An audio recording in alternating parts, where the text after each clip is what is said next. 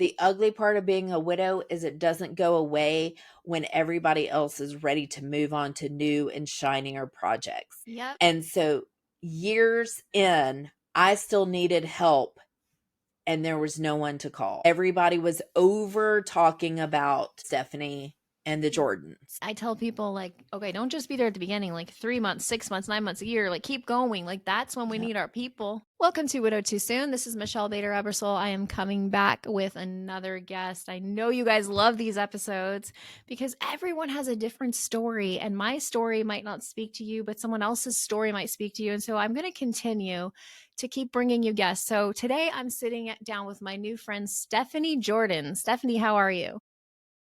Hey, I'm doing well. So glad to be here. Thanks for having me. Yes, and I don't even know. I know you're East Coast, but where specifically? Like, where do you live? I am in Dayton, Ohio. Okay. All right. I don't know much about Ohio. I went out there for a conference once, but I can't even remember. What's a I'm big city? from Birmingham, Alabama. Originally, I'm pretty brand new transplant to Ohio. Because I I can hear kind a of little call it Southern accent. Light. Yeah, Yeah, can you hear it? I can hear that. So it doesn't sound like Ohio. So that's interesting. Okay. I want to hear all about everything. We have so much to cover. So we're going to dive right into this. Like, I love bringing it back to like, tell me about your husband and how you guys met, your love story, all that good stuff. So it's really kind of funny because we knew of each other in the punk scene in the 90s, and he actually hated Nice. me because I was a Christian. Wow. Yeah. So he was like totally anti God, anti Christ, Mm-hmm. anti everything. He hated Christianity, he hated Christians. Wow. And really, his whole life's goal was to OD on his 21st birthday in New Oh my goodness. Orleans. And God had a different story for him, and he was Yeah. baptized on his 21st birthday No in New way. Orleans. Yes. How did that happen? Like, I mean, I'm sure it's a long story, but like, could you share a little bit So how he got from there to there? I'll give you the gist. So Okay. he was with another woman before me, and this church had come and was doing ministry in the area they were hanging out, and she ended up like going off with these Christians. He was throwing beer bottles at the van and like just so mad. And so he ended up following her, and God can use all things, Yeah. and he found family and Mm, love, and he found the Lord, and it's just he had a I love that. radical life shift. That's awesome. And we Very were cool. not together. He was still with that other chick, so we didn't get Okay. together for a couple of more years. Okay. So tell us about like re-meeting him, or were you in touch with him the whole time, or what was that like? No, so we had never really actually like spoken back in the day because I Okay. knew Because he he hated hated you. me, and like, yes, he was so opposed to me. And so my son and I, because I had come out of divorce, and so Okay. I had my oldest child. He was like 1.5 years old. And we were at a punk show and hanging out talking with a mutual friend, and here comes Jay in this rickety beat up truck. Okay, so here's the thing. Jay was 6'3" and nearly 400 pounds. Like, Wow. he was just Big a guy. massive Yeah. man. He had like catcher mitts. Like, his hands were like the size of my face. Right. Always told him, I said, babe, you are a Clydesdale, you are not a stallion. Right. That's cute. And so he's in this like little tiny Toyota. Like, I don't even know how he fit in this thing. And he comes around and it's like backfiring and all this kind of crazy stuff. And the guy I was talking to, he was like, "Well, here comes Jay." And I mean, it was an entrance. That's all I can Yeah, that's what it say. It was sounds like. like, yes, Jay made an impact everywhere he went. Like, once you met him, you could not forget him. Mm-hmm. And so he comes up and we start talking, and he's telling me that he's a Christian. I totally think he's full of garbage and like just trying to hit on me. Right. And he we're talking about like how we wish there was a ministry for like punk rockers and hardcore kids and all this sort of Yeah. stuff. And I didn't believe he was a Christian. I totally thought he was full of poo. Wait, but did And you he asked for my recognize him phone number. from when you were Yeah, yeah, young? yeah. I Okay, knew who you he knew who he was. was. Okay. Yeah. Just got to get that. Okay. Cause yeah, because we were interactive. Like we were a lot in the same places. We just didn't Okay. like through our Didn't teen really talk. years. We just did not. Yeah. Yes. We Okay, got it. avoided each Just needed to other. know. Yeah. And so he asked for my phone number and I tried to throw it off a number and it was like God wouldn't let me. And so I wrote my number down on his t-shirt Cute. and he called me the next day and we Mm. started a ministry together Wow. called Riot, and we were together pretty much like every day after that, just doing ministry stuff. And we became best friends. And you'll love this part. At the very beginning, I knew that he had kind of developed a crush on me. Yeah. And so he came over to the house one day, and I was like, look, this is never going to happen. So can we just not make it weird between Yeah. us, you know? Yeah. And he was like, I've never been so uncomfortable in all of my life. That's funny. And so we How did became best Yeah. friends. And And then how then, did it change? Like, was there a moment where you both knew, or did you know first, or how did that work? so he helped me move from my house. You know, I was a single mom Yeah. and I felt very overwhelmed by the task. And he was like, look, you get a moving truck, I'll take care of the rest. Mm. And he did. And he had people to help. And they did a horrible job packing my truck. And he was like, we'll just make 2 trips. I'm like, the heck we will. I have to pay for mileage on this thing. Yeah. And so I made him unpack half of it and then repack it back. So he knew what he was Wow. getting into when Yeah. he married me. Uh-huh. And that night he told me, he said, we were eating pizza. I was feeding him pizza. That was back when you could still have friends that would help you move for Right. pizza, you know. And he was like, I love you. And I was like, I know. And he was Yeah. like, you know, like I've been sweating for Mm-hmm. months waiting to tell you that. And you already knew. And I was like, of course I knew. Like you've been showing me for months. Yeah. That's so cute. And I still was not ready to date him at that time. But it was not long after that, the Lord, we were having a conversation one night and the Lord just like changed my heart, like just flipped it. It Mm. was really interesting. And I remember looking at him and I was like, he's not so bad. And you know, I married him out of obedience. I was very traumatized from my first marriage. I came from a Okay. domestic violence I'm so sorry. situation. Yeah. And so I had taken my pregnancy test on July 4th and July 19th. My ex-husband beat me up to the point where I thought he was going to kill me. I prayed that night. I said, God, if you get me and my baby out of here alive, I'll never go back. Yeah. And I tried to work the marriage out for 2 years, but he was never going to sober up. He was never going to get better. And so I came from trauma. I mean, Yeah. I was seriously traumatized. Mm-hmm. So the thought of getting remarried, though I wanted to get remarried, I was terrified, you know? And Jay was very patient. Like even in the very beginning when we first met, I wouldn't let him come to my house. Mm. And he would be like, why won't you let me come over? And I'm like, because I don't know you. And there's Yeah. just me and my child here. Like, Yeah. I'm not putting myself in that position. And he was like, Stephanie, I would never hurt you. And I was like, yeah, famous last words. Like, I don't care what you say. Yeah. And in 10 and a half years of marriage, he never once made me scared of him. Never one time. That's so great. So after you started dating, like how long until you decided to get married or you felt comfortable with getting married after all your trauma and all the things? So God called me into marrying him. He told me my new name would be Jordan. And so I prayed for 3 signs, and God gave me all 3 signs. That's awesome. And so I told Jay on a Sunday, and we got married the next Wednesday. Whoa, okay. You're like, you knew you had to confirm from God, like, I'm supposed to do this.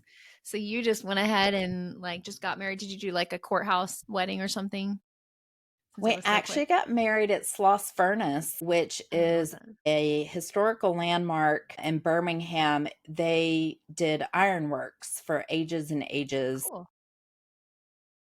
And so it's, if you ever look up Birmingham Sloss Furnace, you'll see it's really incredible. We were the first wedding ever there. Awesome. We called them and we were like, can we get married there? They're like, what?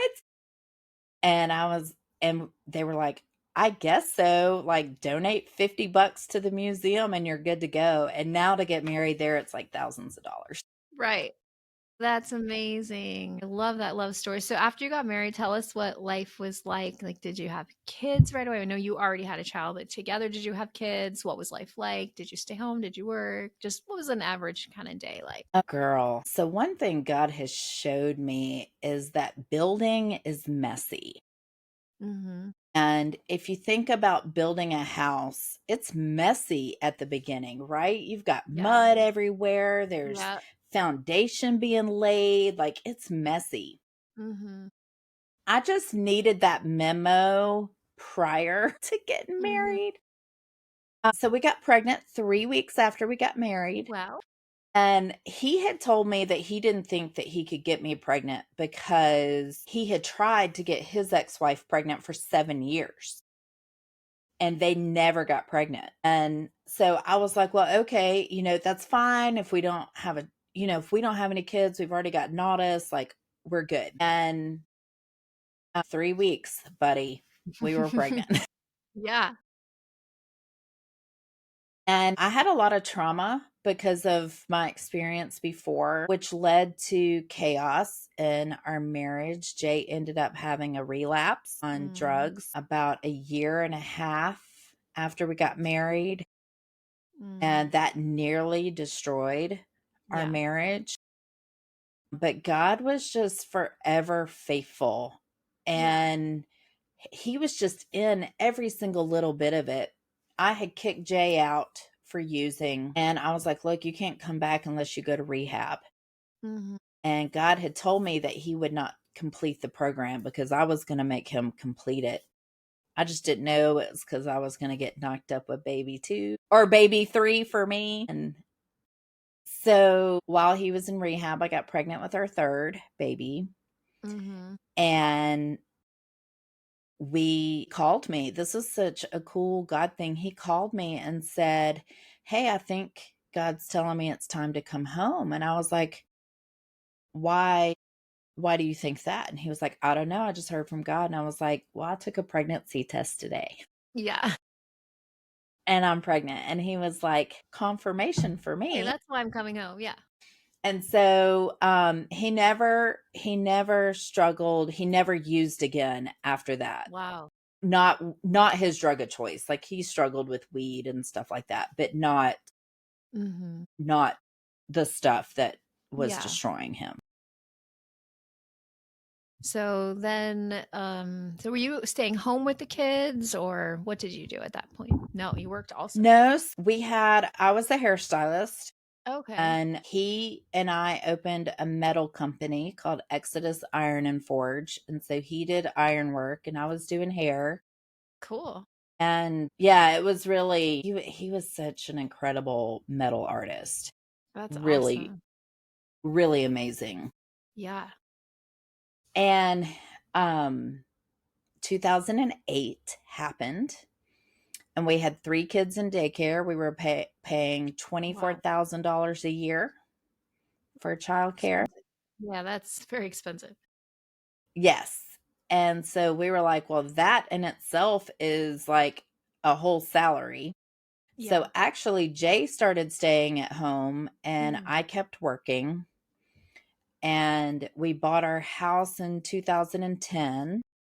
And then in 2012, I opened a salon storefront. Oh, nice. Yeah, it was really amazing. Like it was so beautiful. I designed the stations and then he custom built them and Oh, they wow. were just amazing. Yeah, Yeah. that sounds amazing. So then, so he's home, you're working, and then you have more kids after that? Yes, we do.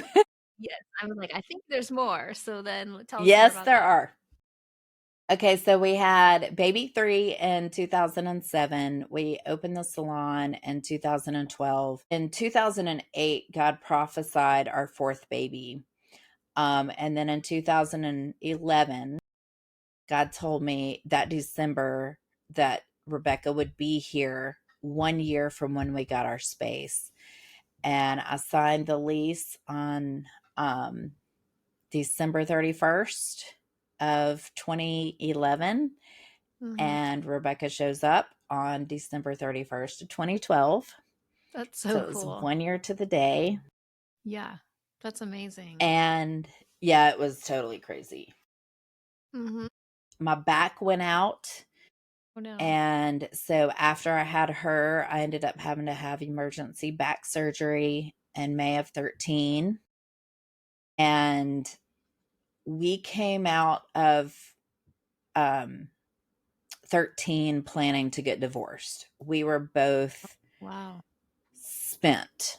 Like I said, we had been building, it was Yeah. babies and a house and a Ah, business and more yeah. babies. And we were just building this big life. And we just couldn't do it anymore. I was very traumatized from my back surgery, and he had his own stuff going on. And we were just like, we just give up. We can't do it anymore.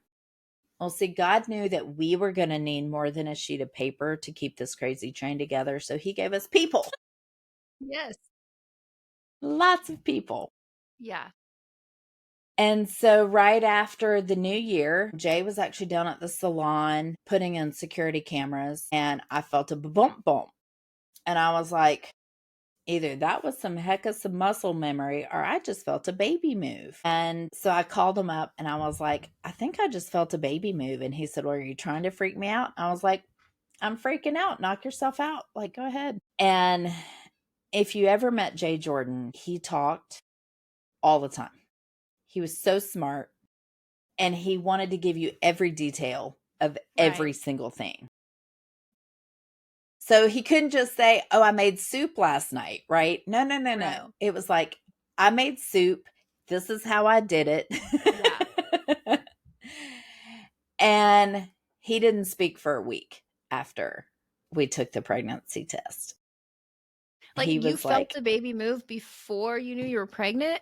Like you could feel, wow.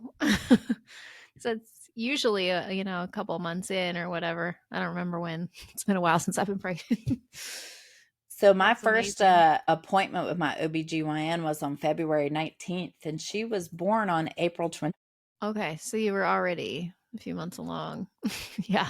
Yeah. Jay was like, Stephanie, this is your fifth kid. How did you not know you were pregnant? But if that gives you any idea of how broken my body was, right? Yeah. Like, I had just had a baby. I had back surgery. I had no Right. cycles during Okay, any so of you that. had no idea. Yeah.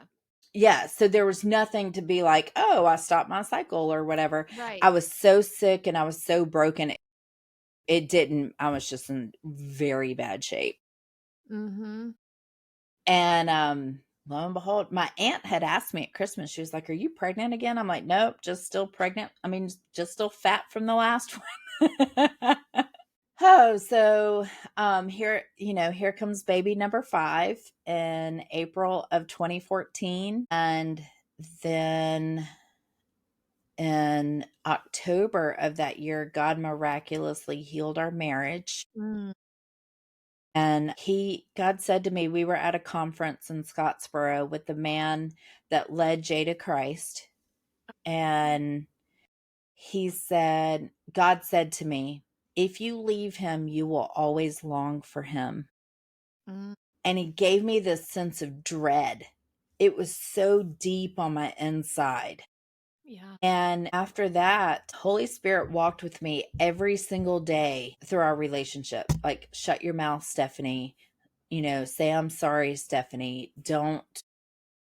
don't fight about this, right? Just all of these things, Holy Spirit were just walking along with me. And it was probably about December 12th.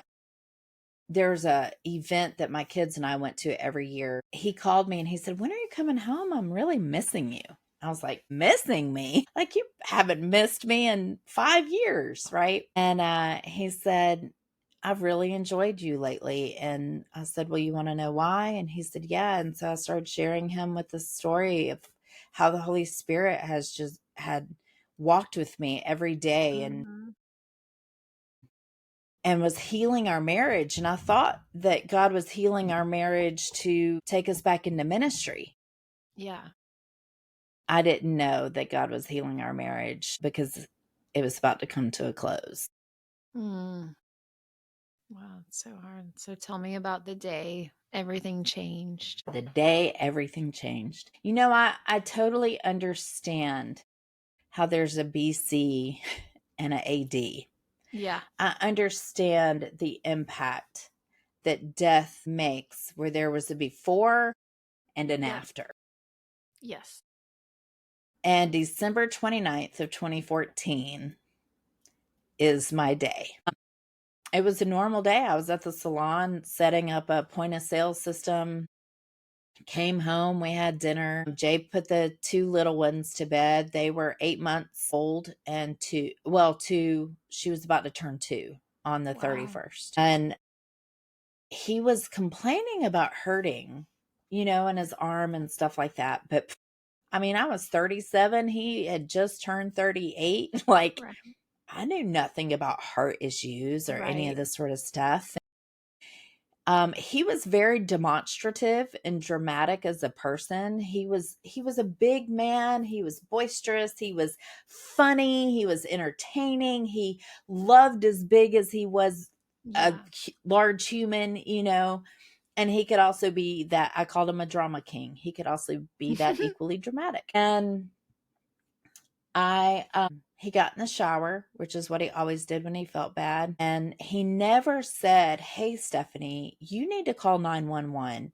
Hey, Right. Stephanie, this is really bad." Like, he never alerted me to the degree of what he was experiencing. And he came after he got out of the shower. He came and laid on the bed and he had like his butt up in the air. And he was like, "I feel like I could just fart and blow up the world." And he was like, "Will you come and rub my back?" And so I got up, and the 3 steps to the end of the bed, he started seizing. He fell over and started seizing. And I was like, "Are you messing with me?" I was like, "This isn't funny."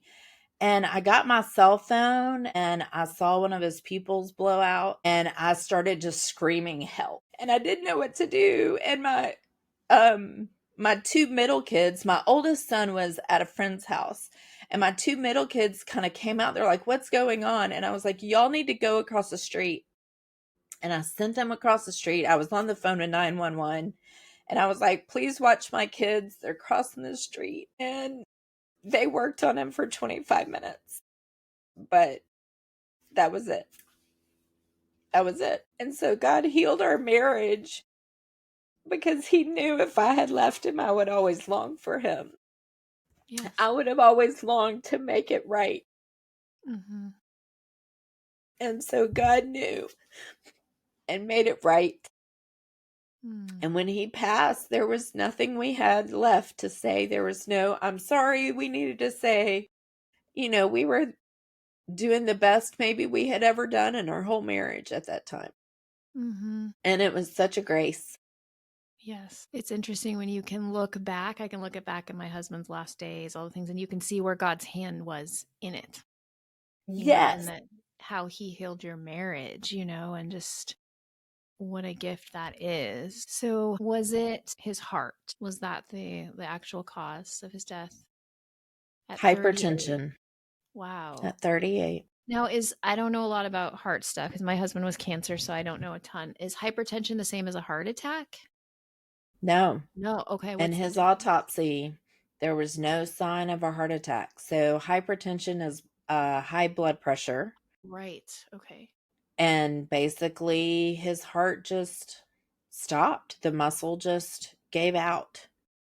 Wow. Um, Because he died at home at 38, they had to do an autopsy by law. Mm. And so I was able to get all that information. And because of his drug history in the past, and it was such a sudden death, almost put out his toxicology report. Mm-hmm. And then, it was like, I don't have to defend this. I don't Right. have to defend this. That's If right. people want to think that about him, they can. But there was nothing in his toxicology report that I didn't know would already be there. Right. Because he was making moonshine at the time. And so I knew moonshine was going to be there. And there was nothing in there that was a shock to me. It was like Yeah. moonshine and THC, Mm-hmm. which I don't smoke weed. I've always hated it, but he loved it. Mm-hmm. He grew up with that with his hippie parents. You know what I mean? Mm-hmm. Yeah. And that was it. It was it was a relief, right? Because we were talking, I mean, there could have been so much more. And I don't know your experience, but I do know a lot of people that find out a lot of secrets Yeah. I after didn't have someone it, but I've passes heard it. away. Yes. Yeah. Yes. And that could have been one of those moments where one of Right. his dirty secrets kicked me in the teeth. Mm-hmm. And so I was very grateful that Yeah. we Right. didn't. Right. So tell me about telling the kids. Such a hard thing. How was that for you? I mean, you had two that were like too young to understand, and then three others. Yeah. How was Hmm. that? And what was that like for you?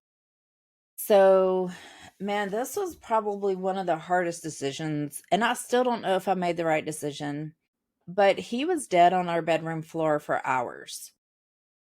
When I called 911, I told them, I said, you need to send the largest people you have. He's a big man. When they sent the who's the person that comes and picks The them up? The coroner? more coroner, yes. When they sent the coroner, this chick walks in. You're like, no, you're not. It is not going to work. Yes, she walks into my bedroom, sees my husband dead on the floor. And I'm thinking, this is why you work with dead people, because she had no bedside manner. Right. She takes the sheet thing to cover him and like hits her leg with it and turns around and leaves. And I was Didn't say like, because anything? she knew she Crazy. couldn't move him. So we have to wait for the fire department to come back. They Wow. send like the 6 biggest dudes they've got. Our house had been built in 67, so the hallway was Mm-hmm. narrow. And so they weren't even sure that they could get the gurney down the Mm-hmm. hallway. So it was kind of a dramatic thing. Yeah. Sometimes I wish I had gone and gotten my 2 middle kids that were 7 and 9 at the time, and let them see their dad, because there was nothing violent, right? There was no blood, there was no Right. gore. It was like he was just asleep, Yeah. and giving them a chance maybe to like take it in and say goodbye. There's something sacred in the moment of being with your spouse when their last breath goes. Yes, I agree. And I feel honored to have been in that holy moment. But I don't know if my kids should have been there too. I really don't. I still don't have that answer. But I went and picked the 2 middles, and then I went and picked up the oldest, and I brought him back home. It was about 3 o'clock in the morning at the time. And I told them what happened. And of course, he was already gone from the house by then. And some people had started showing up, like my parents and my best friend and a couple from church. And I just wanted to vomit. I mean, that's Yeah. all I could think was like, don't vomit, don't vomit. I couldn't breathe. I couldn't, it was just, my whole body went into like a shutdown, I guess you could say. And I don't know that any of us really wrapped our head around it. Of course they cried, Yeah. but that was like, you know, just the initial, right? Yeah. There's so much more after that. And I want to tell you, you did the best you knew how. Those we have all those questions. What if I would have done? I mean, I've got a lot of them from the day Luke died too. And it's like we have to realize we did the best we could in the moment. Like it's such chaos in our minds. Like everything's swirling, nothing makes sense, and you did the best that you could, in that. And I also want to know like what because I had my kids were, let's see, 12, 14, and 15. So I didn't have like little. So how do you tell a baby and a 2-year-old when I'm sure the 2-year-old was old enough to ask where's daddy, like how do you do that with little tiny ones? So the crazy thing is the next morning, of course, they didn't wake up through any of this, at least not that they alerted me. I never heard them. As far as I know, they slept through the whole thing. And the next morning, my 2-year-old, I told her that Papa had died and that he wouldn't be coming back.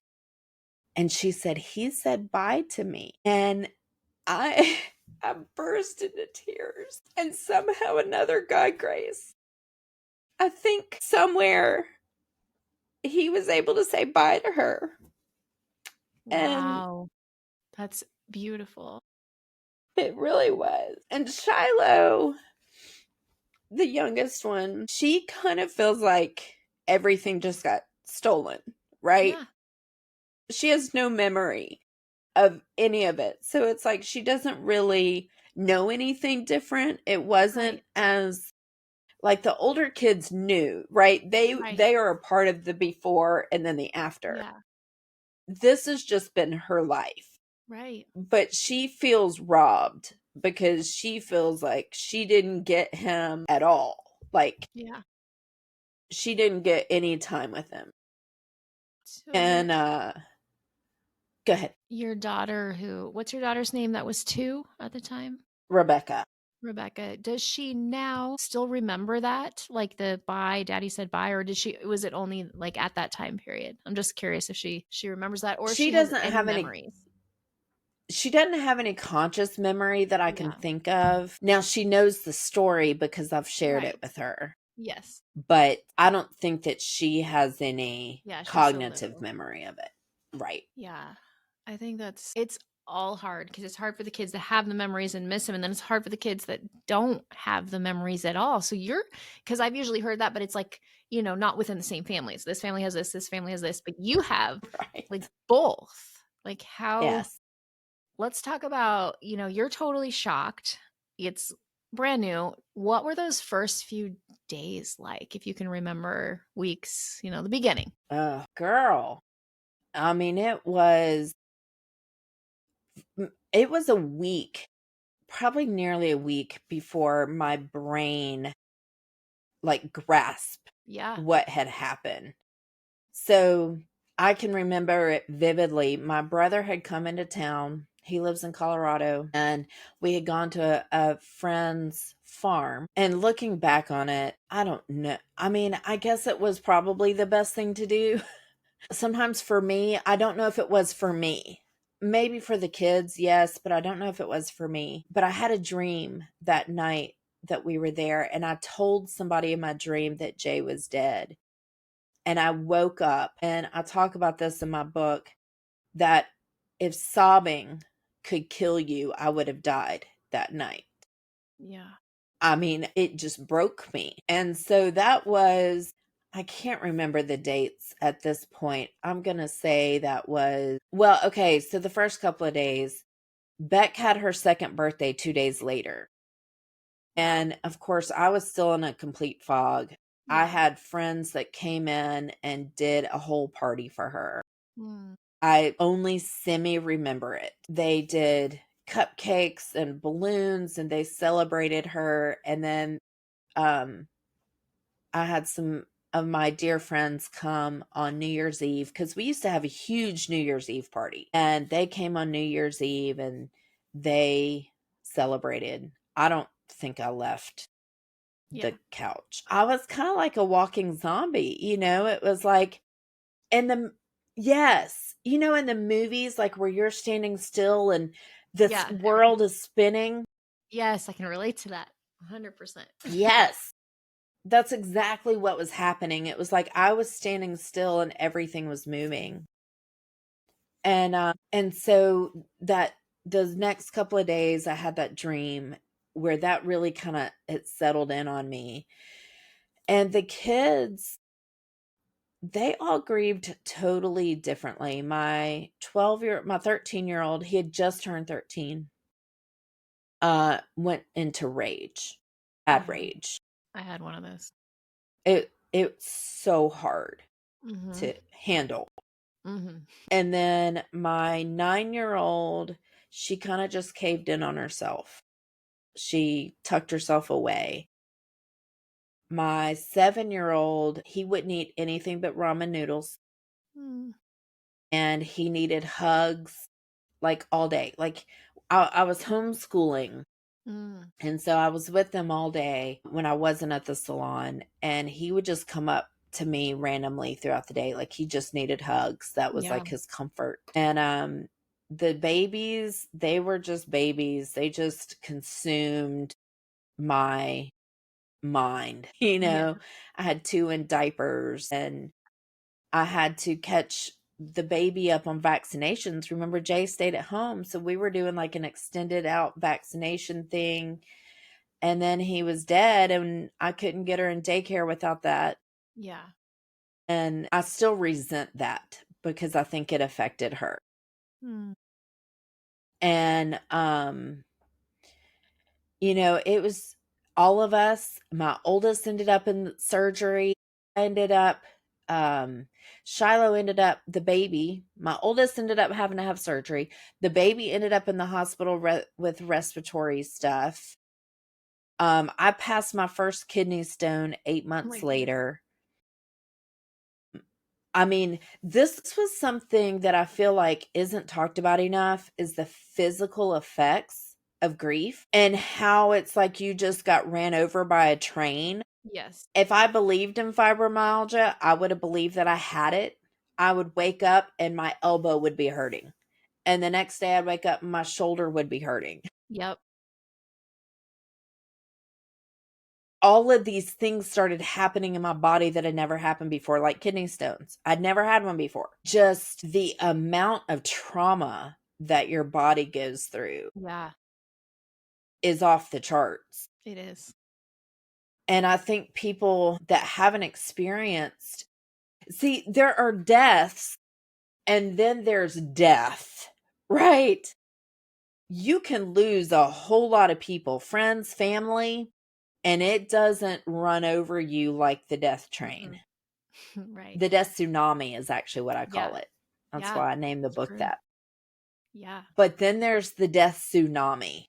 Yeah. And when the tsunami hits, it wipes out everything in its path Very spiritually, true. mentally, emotionally, Yeah. physically, spiritually, everything annihilated. Mm-hmm. And you can't handle more than maybe 3 of those in your lifetime. You know what I'm saying? I physically don't think that people can survive astronomical amounts of a death tsunami. Right. I just It's a don't. lot. You know, when I Yeah. was first widowed, I read this book and I quoted in my book.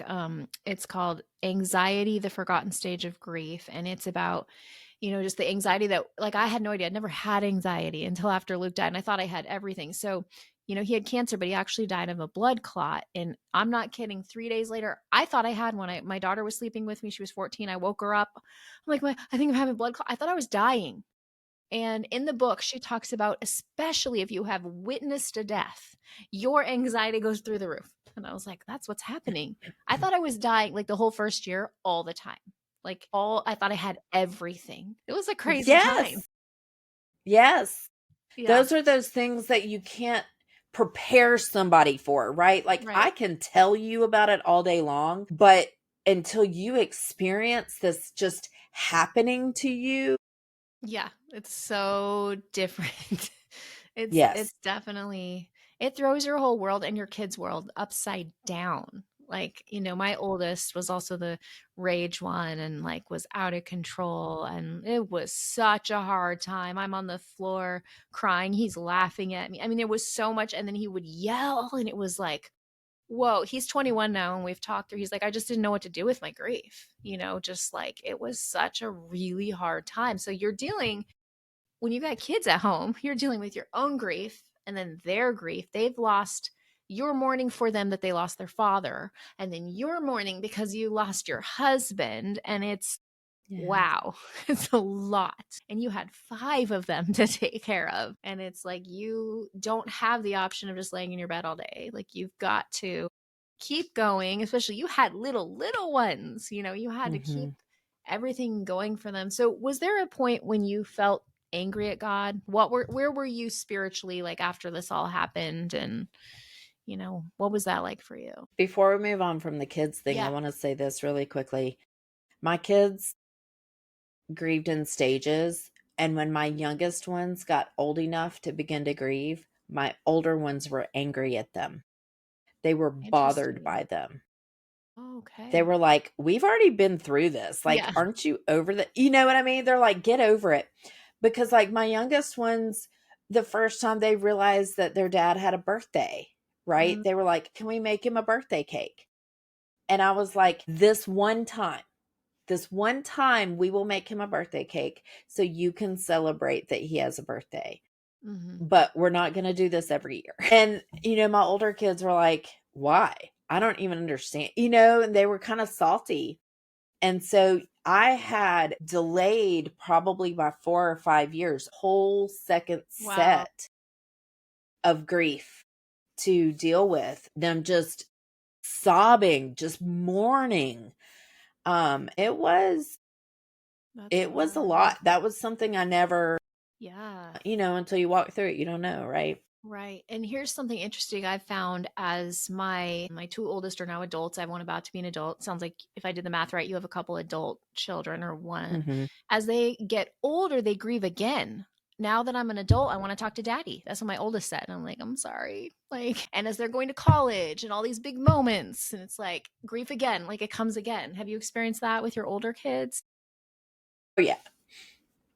Um, right now, Mm, a lot with my older kids, especially with our move and like the yeah. transition in life. When my daughter graduated high school, Yeah. So hard. you know, it's like the gaping hole Yeah. of the absence never leaves. Mm-hmm. You just learn to live with it, you Yeah. know.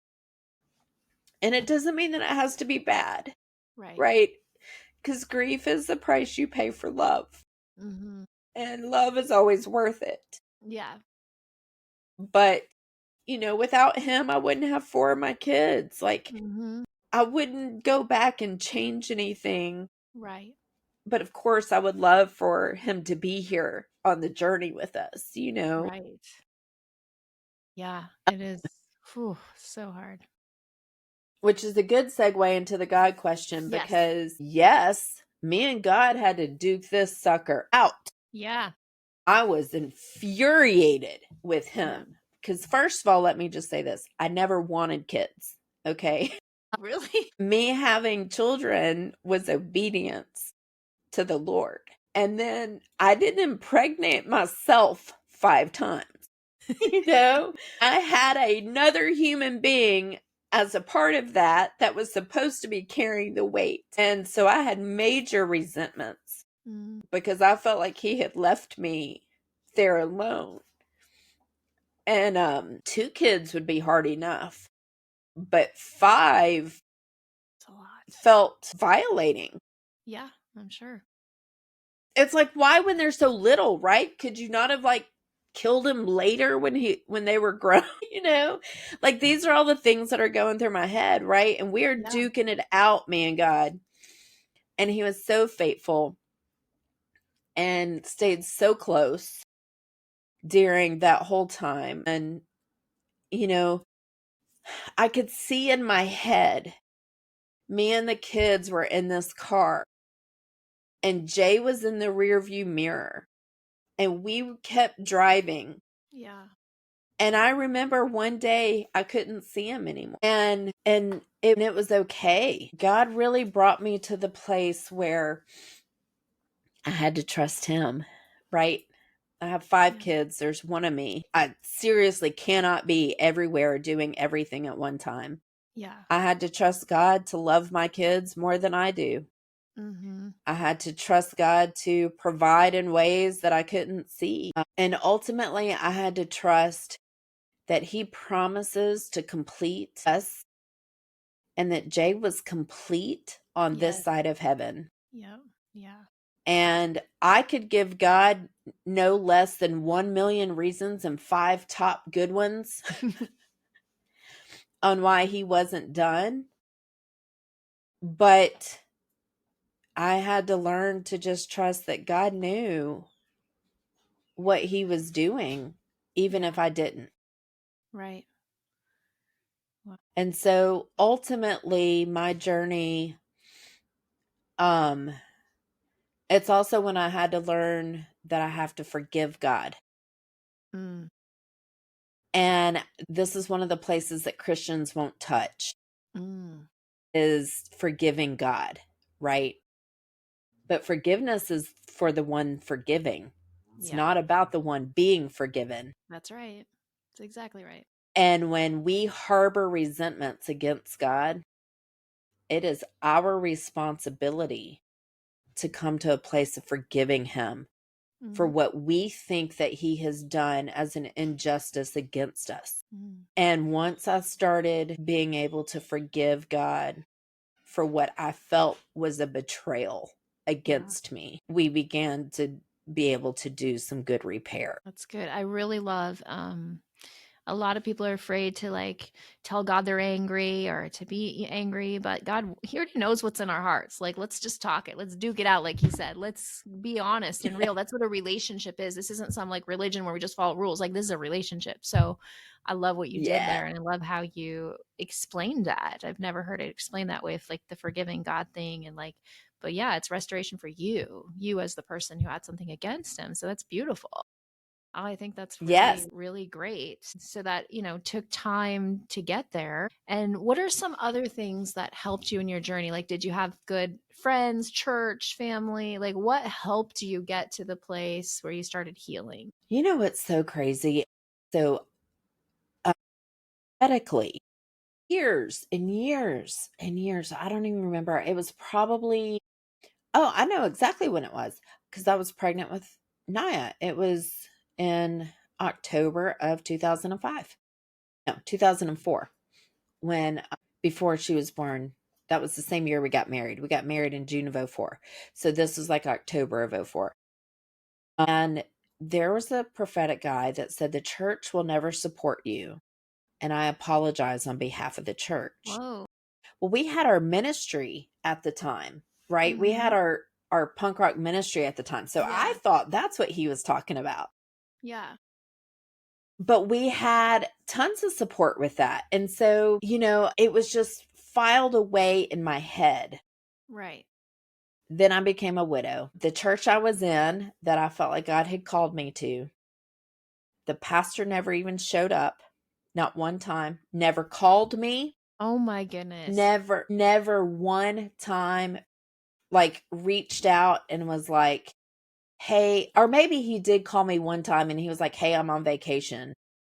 You're like, well, my Nothing. husband died. Yeah. Yep. Oh, It this gets is better. this is my passion. Yeah, preach it, and I'm gonna tell you what I think about churches right now with widows. Yes, girl. So I set a meeting with him and I was like, hey, I need some of the guys to show up at my Yes. house and like help me mow the Help. lawn and like Yes. do some things that dudes do. And he told me that I needed to call the husbands of the wives in my Oh my small goodness. group Yeah, like you're gonna do to this. have them come.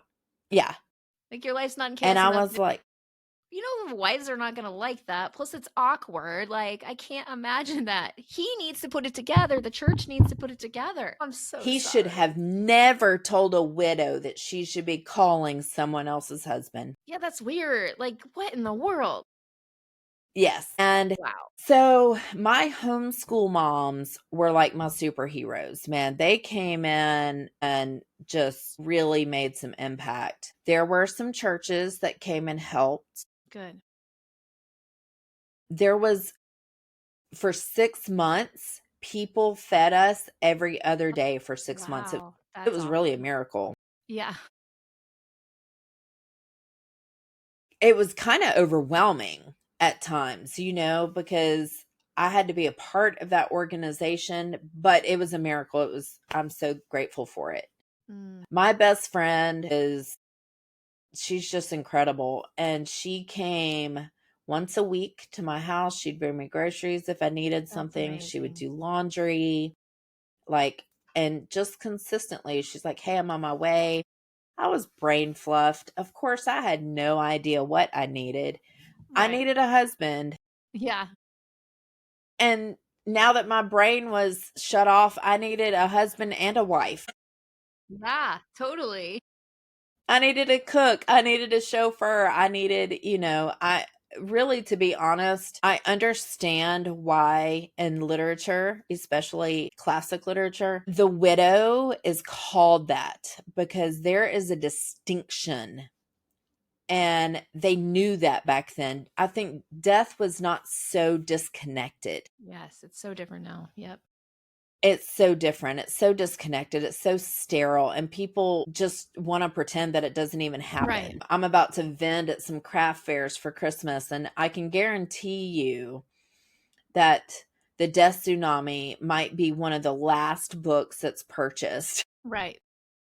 because people think that somebody that's faced widowhood, like, they can avoid bringing up the obvious, Yeah. that they're doing the widow a favor. When really you would show a widow that you really are loving on her by recognizing where she's at. Exactly.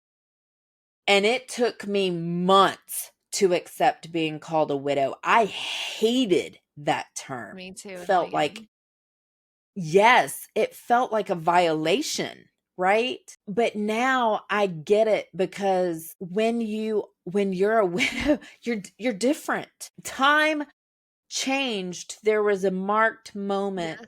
where your life was no longer the same. And that was one thing that I guess I wish that I had understood a little bit more with dealing with people, Yeah. was how to, like, I learned how to set boundaries differently. So, yes, in the beginning, tons of help. The ugly part of being a widow is it doesn't go away when everybody else is ready to move on to new and shinier projects. Yep.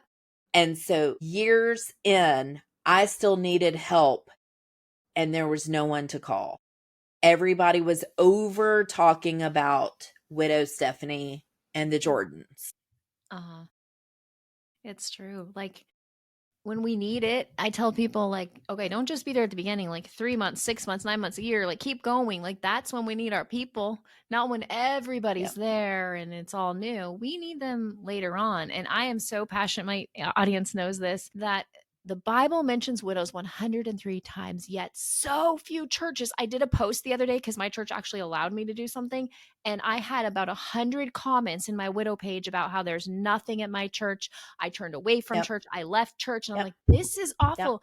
God is a defender of widows and the fatherless. I remember when I first read that verse, I'm like, that's me and my kids. And yet we Yes. are doing so few things for widows. I mean, I am so fired up about this subject. And I'm sorry that you had that experience. Like, we are like God's precious. Like, He loves widows and fatherless. So, why are we in the church? I don't know what it's like in other countries, but here in the US, like, there is not enough done. Like, they get Because it's not ignored. shiny and happy.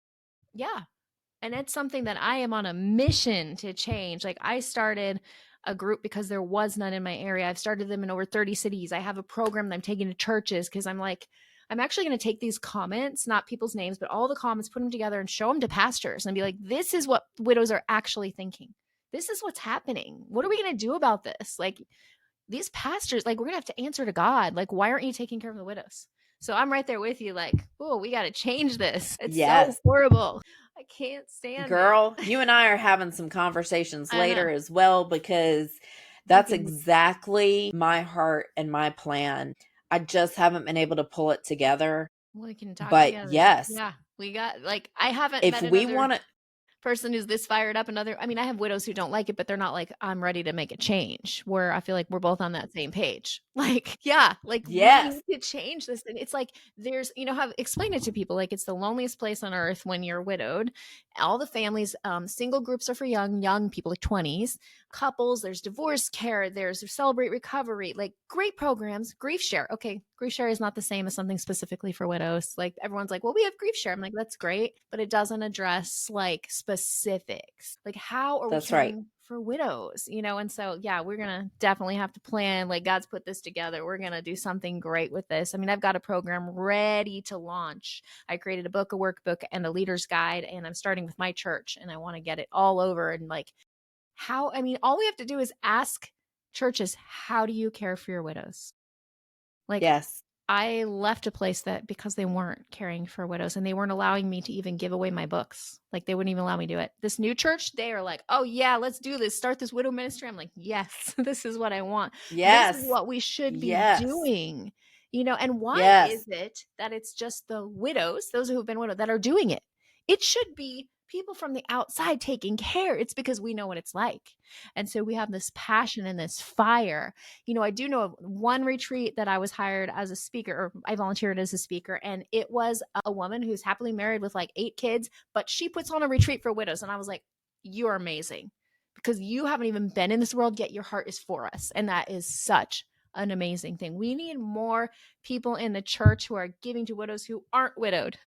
Like, that's what we need. And so right now, all it is widows rising up, which that's great. I don't mind. I like doing it, but where's the rest? We need more than just widows. Like, we need people all over to step up. So one of my good friends, Natalie Reed Knutson, I always say it wrong. She started, when you were talking about this, I'm like, oh, too bad she's not in your area. Like, when you needed her, she started a nonprofit. She's also widowed, and it's called Honey Dudes. And widows just go on there and they type in their needs in the Dallas area, and these guys volunteer and go out there. She also started Man Camp, where boys who don't have dads, they come and learn from men in the area. I'm like, girl, these are amazing nonprofits. yes. We need this in every church. Why doesn't every church have something like this? Why are our widows like trying to figure it out on their own? Like, you want to know why? It's uncomfortable, right? You already said the word. You want to know it? Yeah, I can't remember. Divorce.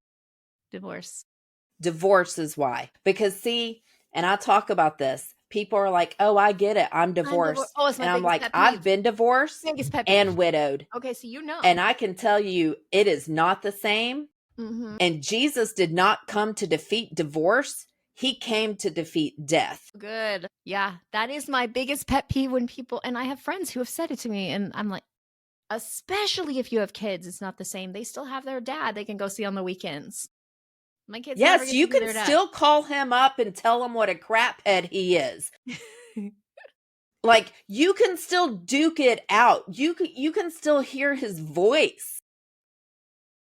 It is not the same. So you feel like maybe the church doesn't help because they feel like they have to help the divorce? I'm trying to understand exactly what you're saying here. Yeah, because the church too has equated death like divorce. You just became a single mom. Okay. It's like all the other divorced people. Who cares when, totally 53% of Christian marriages are falling apart? The widow's just the same. Oh, they have quit recognizing it, that God ordained it. Mm-hmm. They will sit there and fight all day long that a female can't preach from their daggum pulpit because of one thing Paul said. But they don't address the widows, that God is serious. He says, it's better be the only religion you show is that because what is religion? Religion is a set thing that you do over and over and over and over and over and over and over again. And he said, your only religion better be to take care of the widow and the orphans. That means you better start it, you better repeatedly do it, and it better not ever end. It's the only religion acceptable to the Lord. Whew, we could talk about this all day, and I feel like there's going to be something in our future to bring this to churches across the world. Yes. Because Amen. we need, I mean, it is something I'm so passionate. I am so impressed with my new church. The entire sermon last week was about widows. And that's why I've been there like 2 months, but the pastor knew about me. He reached out and said, do you have any resources for widows? I'm like, can I give him my book for free? He's like, yes. And I met all these widows and it's amazing. And I invited them to my house and like, this is what we need to be doing. We need to be in there with the widows and helping them. And like, it doesn't stop. Like, I don't even know if you know, so I'm remarried, and it doesn't stop just because you're married again or you're in a relationship again. Like, you're always widowed. Like, you carry that. I have someone say, like, you're not a widow anymore. Okay, well, legally, no, but I have been through that, and people don't understand too. Like, why do you want to keep working with widows you're married? Because I know what it's like. And it's horrible. And my heart goes out to them. And I want to. Anyways, we're here to talk about your story. We got No. I love this because what you said is so true. That's exactly how I was treated. I ended up being with another man for 6 years, about 4 years after I became a widow. And it was like, because all of a sudden I had a man in my life, everything was just fixed. Right. You don't grieve anymore when you're with somebody, right? That's right. That's what they think. That's right. Like, well, you're all better now. We weren't having to navigate the fact that he was having to accept a dead man into his life because he didn't go away. It's not the same. It's not like divorce. No, it's not. And he's having to, we had no support, right? And ultimately our relationship fell apart because he ended up having a hypertensive crisis and I almost found him dead for 2 weeks. Oh my goodness. I'm so sorry. And I couldn't do it. Yeah. I couldn't do it. Yeah. He had one while we were dating. And I told him, I said, look, I've watched a man die this way. Yeah. And I can't do it again. I said, so I can't make you. But if you won't get on blood pressure medication and get a heart doctor, then I can't continue in our relationship. So he did. He got on blood pressure medication. He got a heart doctor, all that sort of stuff. We did not get legally married because I've been divorced and I've been widowed, and I still can't imagine why people bring the state up into their business, but whatever. But we did a ceremony, and he ended up cold turkey quitting his blood pressure medication, wouldn't go and get a doctor. And then he had a hypertensive crisis, and I legitimately thought I was going to find him dead for 2 weeks. And it's like I went into PTSD. Oh, I'm sure. And it just shut me down. Like, I went numb. And then I ran. It was like, I got to get away. I got to get away from this. And he just didn't love me enough he just didn't care enough about me to walk through my devastation with that. Yeah. But I mean, that was 2021. 2014 to 2021. It wasn't even a 10-year difference. I couldn't do it. Yeah, so hard. Well, let's talk about, I want to hear about your book and how that began. I mean, I know you have a lot of books, but we're going to focus today on the death tsunami. Tell us like about how that started, what the book is like. I cannot wait to read it. I absolutely love reading widows' books, especially ones that I've met and that I like. And I'm like, oh, I can't wait to read your book. So I'm going to get that as soon as I can. Thank you. Let's see. I was not ready to write the death tsunami. I felt that God had called me to write it. And actually the very first sentence in the book is, I'm not ready to write this book. Yeah. And I sobbed the whole way through it. Mm-hmm. But God has taught me so much about life and death. Right. And that as Christians and believers, our whole role and goal is to pursue life. That's right. And life not get abundantly. stuck in Yes. death. Yes. Yes. And so I share our journey, how we met, how we got married, all that sort of stuff. I have a whole chapter on thanking people, what I can recall, right? I'm sure there was so much that happened that I can't even recall, um and just how death is a tsunami and death is the antithesis of God, who is life. Right. And when death comes that close to you, it literally annihilates everything in its path. And God is there in that darkness, like he's like this little pinprick of light. Yep. But if you will let him put that light on your path, Yes. he says, I'm a lamp unto your feet and a light unto your path. If you will let him just the very next step, if you stay alive for 5 seconds, just 5 more seconds, if you will just stay breathing for 1 more minute, you've won. If you get to the end of the day and everybody around you is still alive, you won. Celebrate it. That's right. If your kids have only eaten pizza for 7 days straight, you won. That's right. Celebrate it. Because that you're still alive. Yes. Life won. And that's worth celebrating. That is so beautiful. And so that's kind of my heart with the death tsunami, is to encourage widows to know that you can still thrive. Your kids can still thrive, that death is not the end of the story. And you can filter it. God will work and he will show you the beauty in the ashes. Yes. Sounds like an amazing book. I'm really excited. When did you publish this one? 2023. Okay. Awesome. And tell us just a little bit about the other ones that you wrote too. So Believing in Boundaries, I did that one first. So I told you Jay had a relapse all those years ago. And really that's when God began to teach me about my own codependency. So that book is an accumulation of 20 years worth of learning about boundaries. Yeah. The premise is that God sets boundaries. God is the originator of boundaries. Yeah. And we respect physical boundaries. Like, we like it when the ocean stays where the ocean is supposed to stay. Good point. We like it when, the sun comes up and goes down every day. Like, we understand all of those physical boundaries. But he also has relational boundaries. And he says, if you repent, which is you turn from your ways and come to me, then we can be in relationship together.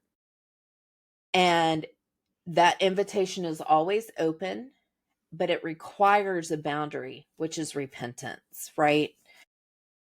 And so to be in relationship with people, we have to understand the space of grace, which is the middle where I begin and you, or where I end and you begin. Mm-hmm. And to do that well, we have to understand what boundaries are and what that even looks like. So that's the first book. Then there's the Death Tsunami. And then The Narcissistic Bride of Christ came out last year. And that book is about how the bride of Christ is acting like a narcissist. Wow. Interesting. It's very good titles. Like, they make you want to read them. They're very, very good. That's awesome. Thank you. I appreciate that. Yeah, I can't wait to check those out. I know there's a lot of advice, but if you were sitting down with a brand new widow and you had one piece of advice to give them, what advice would you give them? Journal. Whatever you have, because when you're married, you talk about the dumbest things, like the dog crapped in the yard today and I stepped in it, right? Yeah, literally everything. Yeah. Literally everything. Like, oh my gosh, I couldn't, I didn't roll the window down. I went to wave at somebody and I hit the window. Like, just life, right? Everyday things. Yeah. Yes. Journal it. keep that mind clear. If you allow all of those thoughts to dam up in your mind becomes very flustered and cluttered. And so to filter through the grief, you need your mind having that consistent flow. Don't let it become the Dead Sea. It's not meant to be that. It's a river. Keep it flowing. So good. So journal. Yeah, that's good. I did a lot of that like every day in the beginning of my journey. And then you can go back and see, wow, God took me through all this. I was such a mess in the beginning and just, man, I was out of my mind for a little bit. Like, I have a confession. yeah. So I had completely eradicated the F-bomb out of my language till my husband was dead on my bedroom floor. Yep. And then the F-bomb moved back in. And so there's a lot of that in my journaling. Yeah. It's a safe place to do it. And yes. And like you said, I if I message widows that I know are widows, I'm like, tell me anything. I will not judge you because I know how crazy the brain is. Yeah, it's crazy in the beginning, like all over the place. But you can have like almost laugh and go back to your beginning journals and like, yeah, I did some crazy things. And it was just like, you know, I don't know, it was part of my journey. It was part of my journey to get to where I am today. And it's just You know crazy. what was so weird for me? What? I developed a crush on somebody at his memorial. That is crazy. And I was like, weird things happen. What just happened? Right. Like, what just happened? Yeah. It was not even conscious. It was like I was so lost, right? Because I was a wife 5 days ago. Right. It feels so weird. And now I'm not. Right. Like in an instant. And it was like my brain was trying to connect to something. Yeah. That is crazy. I mean, we all crazy things that happen in the beginning. And that's when people, you know, another thing is like, just don't be hard on yourself when you're a new widow or any widow. Be like, we're doing the best we can.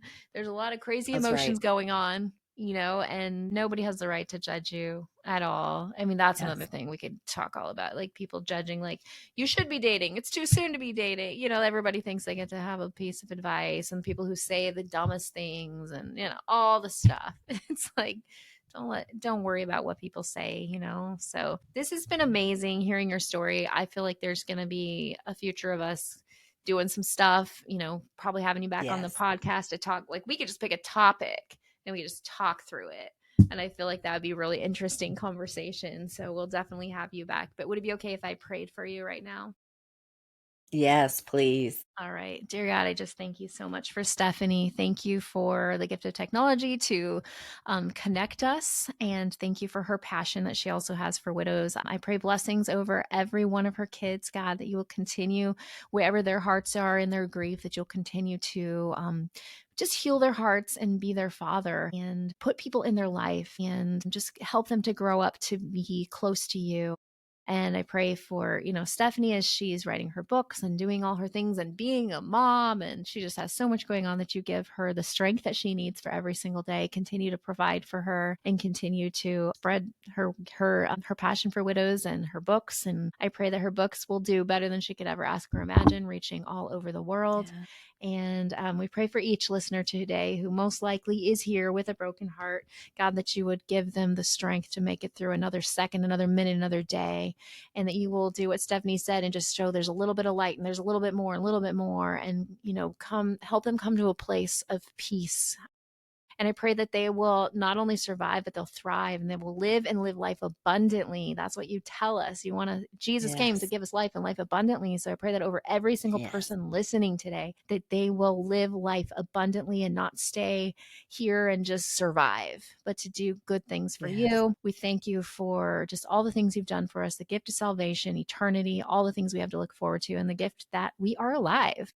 And that's a win. And so we thank you so much for that. And just thank you for everyone listening. Amen. Well, Amen. Stephanie, thank you so much for being on the podcast today. This is an amazing episode that I'm so excited to bring to everyone, because I love it when I interview people that have like passion and, you know, all the things, and a book for us to read, and just like so many good things. So tell the audience where they can find your book. We will also have links, but if you want to go ahead and share that, that would be great. So you can find me on Amazon. If you'll follow my author page, it'll Yes. update you when I do stuff. But you can find all of my books on Amazon. And my website is www.thestephaniejordan.com. Awesome. And is there a place on social media where you do stuff? Yes, you What can is that? find me on Instagram, LinkedIn, and TikTok at the Stephanie Jordan. And I also have a YouTube channel as well. Oh, great. Okay. Well, we'll get all those links in the show notes so people can find you and stay connected and all of that stuff. So thanks so much for being here, and we'll see everybody next time. Bye. Bye. Thank you.